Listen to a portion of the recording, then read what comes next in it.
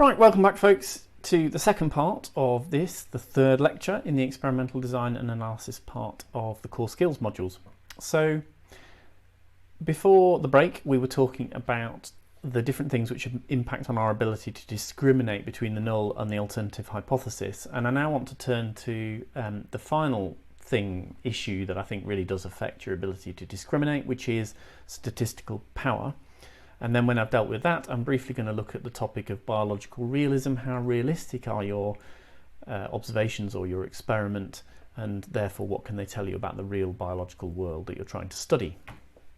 Okay, so let's go back to my sort of roadmap really, where we were talking about discrimination. And essentially the third thing that we need to think about, and this is way before we've got any data, before we can do any statistical analysis, is actually stats. We need to think about the statistical consequences of the decisions that we make in the experimental design. So one thing that you will need eventually to decide, but you probably need to have an idea about before you go into an experiment or a set of observations, is the kind of statistical test that's going to be available to you given the way that you're collecting the data. Because different types of tests have different power to tell you things about your hypothesis. And we're going to learn much more about this, the different types of tests, later on in the course. But I've already identified to you this distinction between parametric tests, which make a lot of assumptions about the data, and non-parametric tests, which don't. And that's one example of a distinction in type of statistical test, which can impact on your ability to differentiate between the null and the alternative hypothesis. A thing that's perhaps a bit easier to grasp and easier to see ahead of time is that the sample size will also affect how able you are to distinguish between the null and the alternative hypothesis. If you have more individuals in your sample, what we call more replication, then you've got a more powerful test of the hypothesis that you're considering. So in general, larger samples are better. So we've already seen, for example, that a bigger sample will give you a better estimate of the mean of the underlying population that you're interested in, and it therefore follows that you're going to have a better ability to discriminate between your null and alternative hypotheses. We'll see more about this later on. A third thing you need to think about, which I've already sort of touched on when I was talking about measurement, is the extent to which there is noise in your data. The quality of your measurements, for example, is one thing that will affect how noisy those measurements are. But there are other things which affect other things which affect the variability or noise that there is in your measurements. So, for example, the degree of background noise generated by things that are not of interest to you in the study, but which nevertheless affect the response variable you're measuring. So we've seen measurement error matters, but let's think about another example. If we go back to our study on wheat, we were interested in whether fertilizer affects the growth of crops. One thing that it's very difficult to control is exactly how much rainfall, for example, each field that you're studying gets, and the quality of the soil and the degree of shading from nearby vegetation, etc., etc. All of these are things that are going to vary from field to field randomly with respect to your experiment, but nevertheless in ways which affect the data that you collect. So the growth rate of the crop will vary from field to field for lots of reasons which have nothing to do with the fertilizer that you've sprayed on, even if you've very carefully designed your fertilizer treatment so that the only difference between fields with the fertilizer and fields without is the fertilizer. That's the only difference overall, but from field to field, when you look at individual randomly selected fields, you'll see specific things about those fields which make the crop grow better or worse, and it doesn't correlate with the fertilizer treatment, but nevertheless it affects the response variable, the results that you get, and this is a source of noise or variability which impacts on your ability to discriminate between the null and the alternative hypothesis.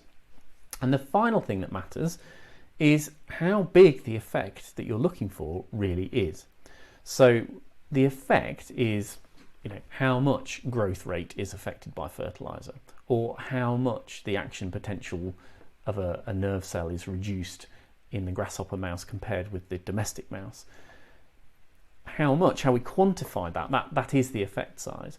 And that will impact, if you know in advance that you're about to study, you're looking for an effect which is very small, it's going to be much harder to find, much harder to distinguish between your null and alternative hypothesis than if what you're looking for is a very big effect.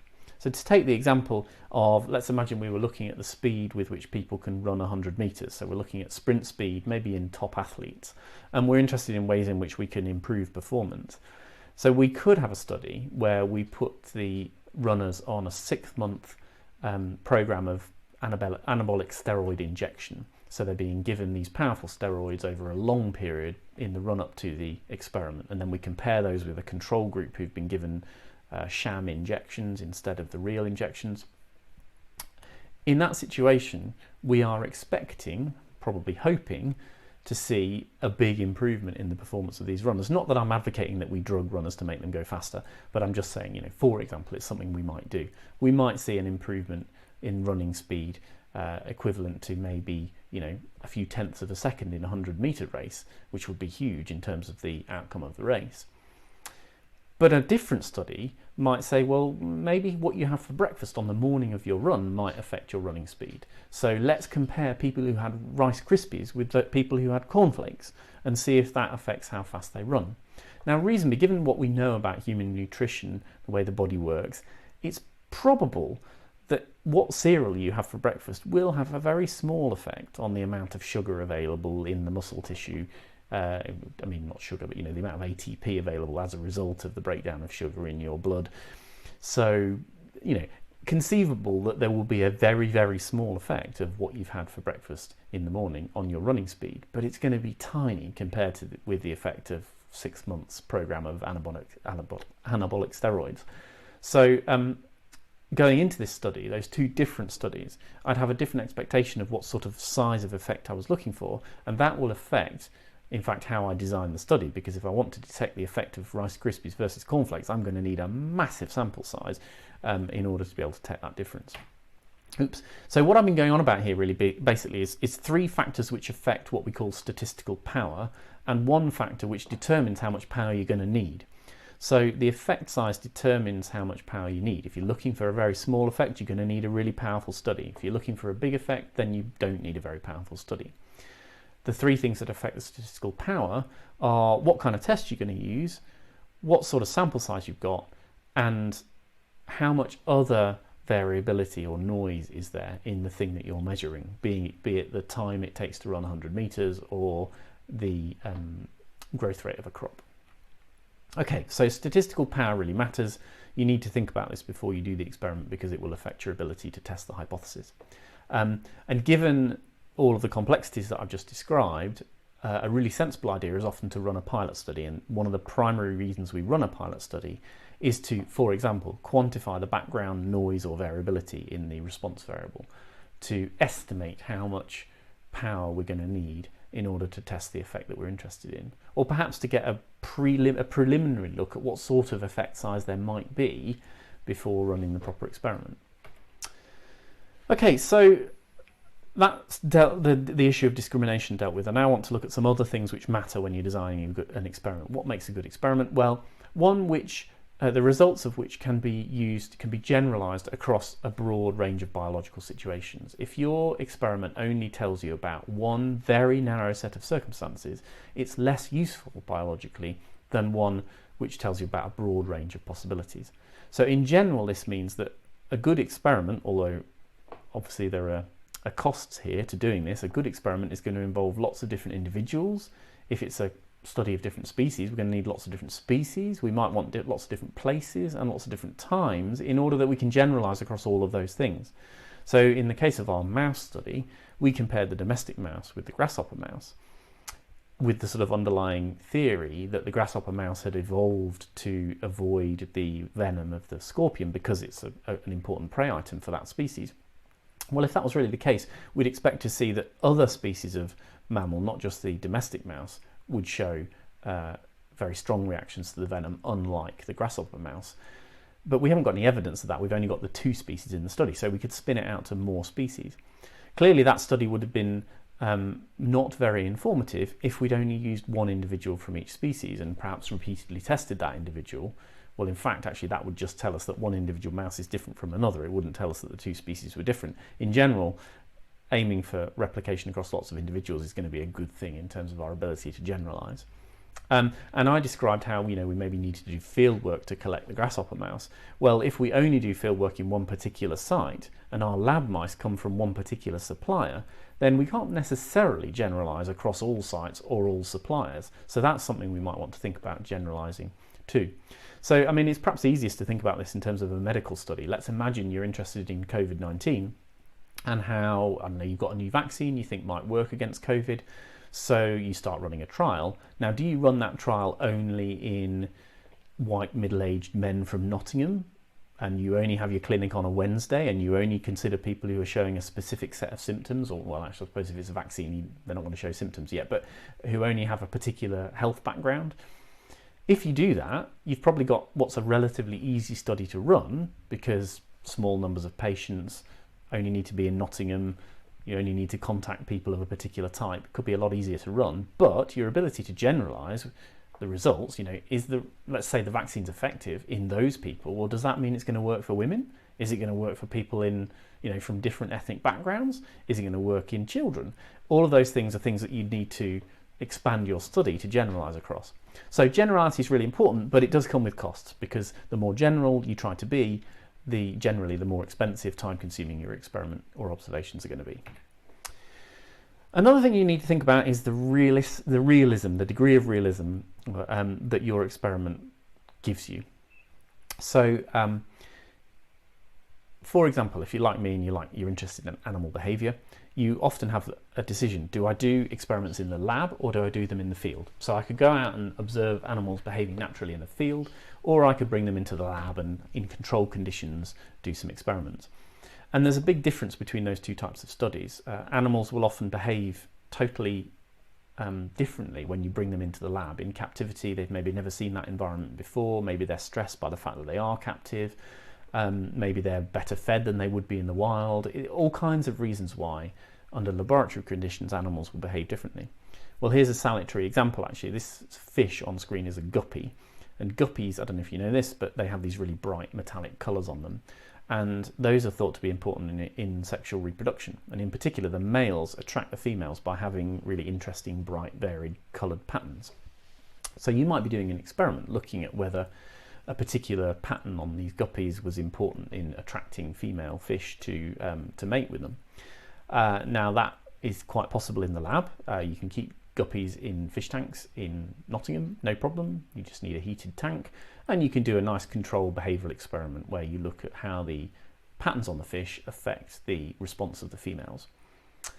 That's all very well, and you might conclude, oh yes, the females definitely really strongly prefer orange colours, and this could explain the evolution of orange patterns on guppies. But if you've gone out into the field, these things live in little muddy tributaries in tropical areas of Central America, where the turbidity of the water is really high, and it's very hard to see some of these colours through that turbid water. So the female fish probably respond very differently when presented with the same male fish in that kind of environment. And in fact, some colours might get filtered out completely. Suddenly pattern might be more important than colour. You don't know. So potentially your lab results could be totally unrepresentative of the real world. So you've got a really important decision to make there. And of course, which way you go is going to be determined by logistics. Is it possible to have them in the lab? Is it possible to do the field work? And what are the costs and benefits of each possibility? In the field, it's going to be really hard to control things like water quality or temperature or whatever. So maybe it's really hard to study the thing that you're interested in, but in the lab, you're lacking the realism. Exactly the same applies to sort of biomedical type experiments when we're looking at whether we should be doing something in vitro or in vivo. So you might have a new drug which you think might have some beneficial effect, and you're maybe road testing it in laboratory rats.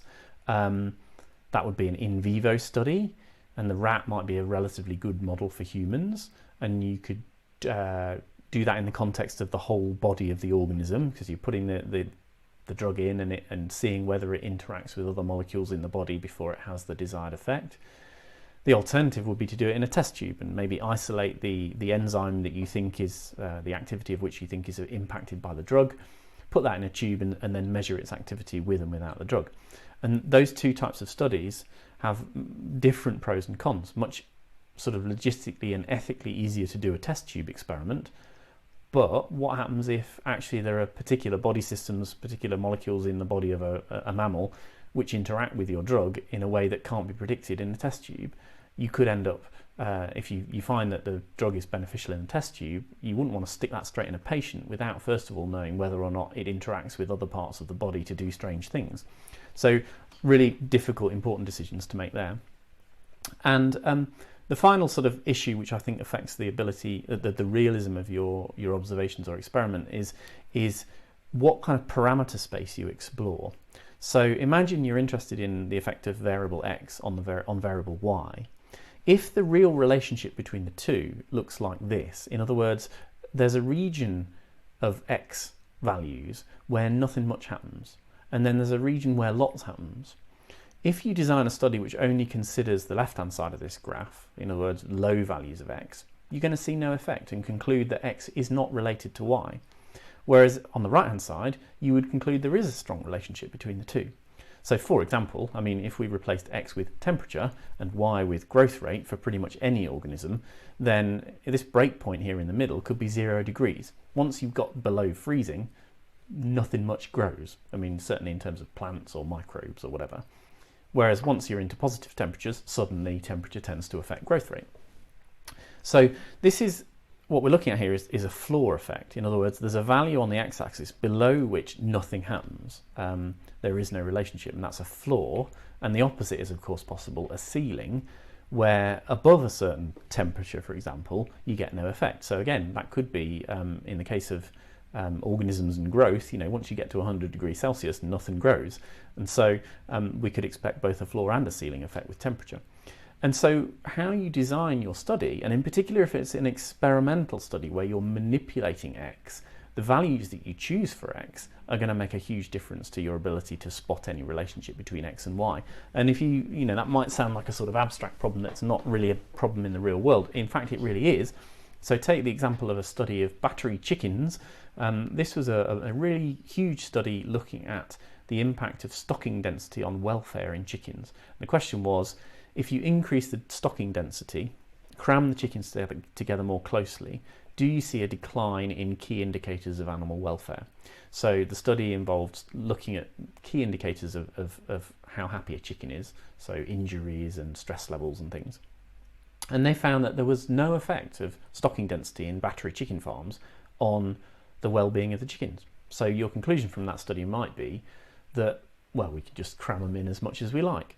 But it turned out that the study had ignored free-range chicken farms altogether. And if you look at lower stocking densities than were in the study, so non-battery chicken farms, you find much higher levels of animal welfare.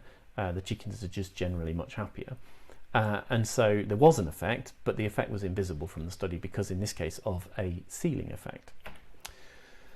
Okay, last thing I want to say on this sort of general topic before the next break is about repeatability. It goes without saying that in science, really an experiment is only any good if it is repeatable, because otherwise nobody can really have an insight into what you did and whether what you found is generally true. So this often comes down to describing what you've done properly rather than doing it properly in the first place. And I mean, on screen here is a famous example from the 1980s of an experiment where it appeared that these guys had demonstrated that you could do nuclear fusion at room temperature. And if that had been true, then we would have solved the world's energy problems in a single click of the fingers. As it happened, numerous attempts to replicate the results from this study failed, and it turns out that it was either a fraud or a mistake. So, repeatability is an important part of scientific integrity, and it sort of goes hand in hand with the idea of good experimental design.